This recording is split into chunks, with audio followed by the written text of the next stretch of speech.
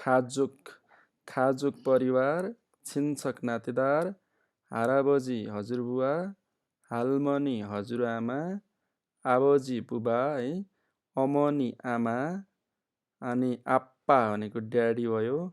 अम्मा भनेको मम्मी, छ अथवा ना भनेको चाहिँ म भइगयो, नाम्फ्योन श्रीमान, फुइन आनी अथवा वाइफ भनेको श्रीमती, आदुल छोरा, ताल भनेको छोरी,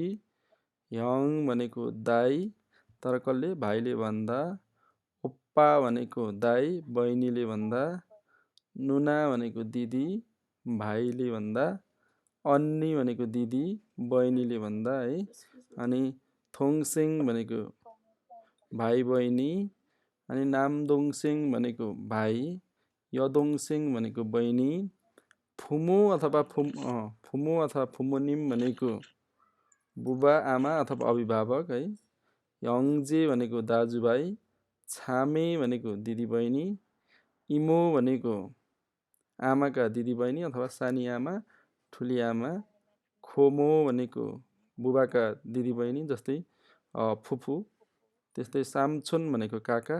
सुङमो भनेको काकी। यो 27 को उच्चारण शुद्ध उच्चारण सुङमो हुन्छ नि है, गले म भेटेपछि के हुन्छ ग ङ।